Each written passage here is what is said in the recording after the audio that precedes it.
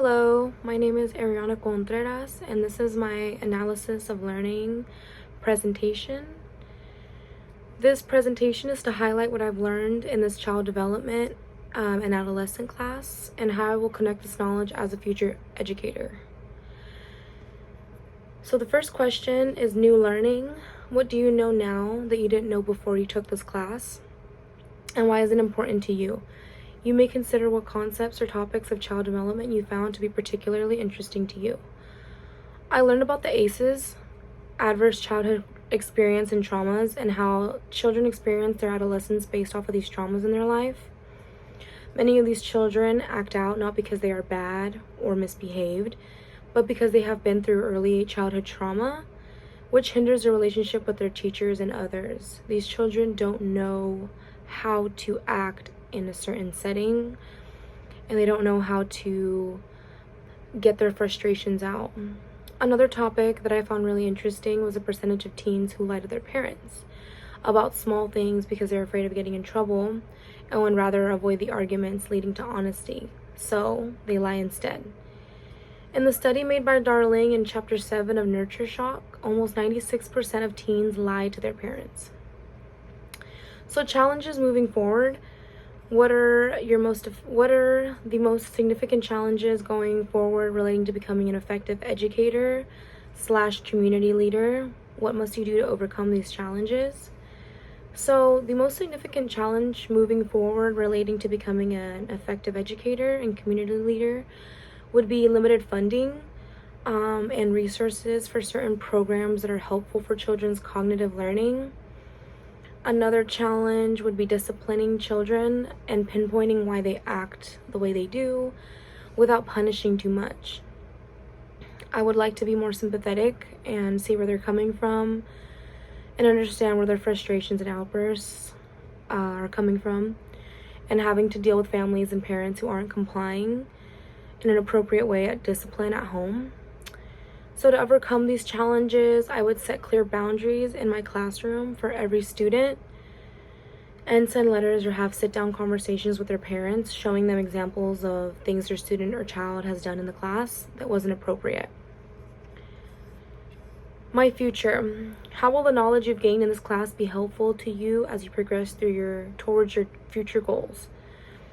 So the knowledge that I have learned in this class will help me better understand children's development moving forward. Each child, I believe, is different and should be given individual attention if they need it. Not all kids need it, but definitely some kids need that little extra push. Each child, could get that individual attention. And not all children develop or learn at the same pace or level. Many children need that extra time to develop into their own grade. I would like to take that extra time to help children reach their potential and create healthy boundaries and make my classroom a safe setting for them.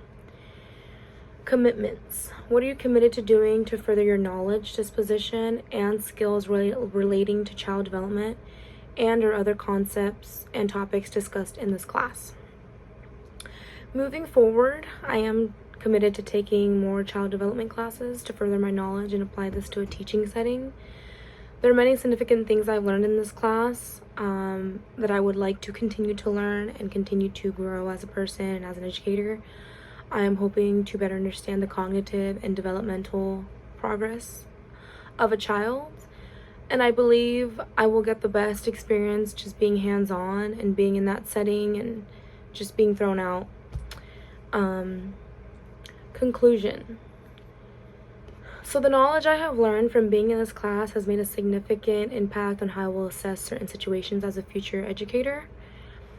This class has taught me to have more patience with children who are troubled, who have trouble with their at-home life, who have trouble with learning, or just being in a setting or environment that they're not completely comfortable in.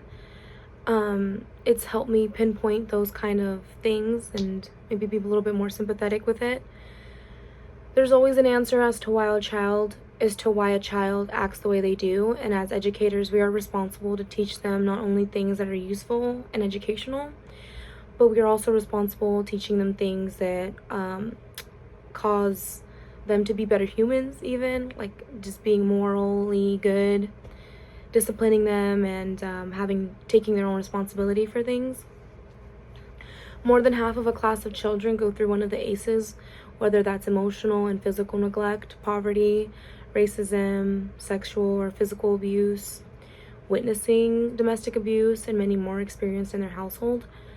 We as educators are responsible to pinpoint or even try to understand why children are the way they are and help them succeed in their education. With the knowledge that I have learned in this class, I want to advocate and spread this information so that other educators have a better understanding of children's development. So we, as much as the parents, are responsible for seeing milestones in this child's life. So this is my presentation. Thank you so much for listening. I really enjoyed this class, and I hope to take future classes. So thank you.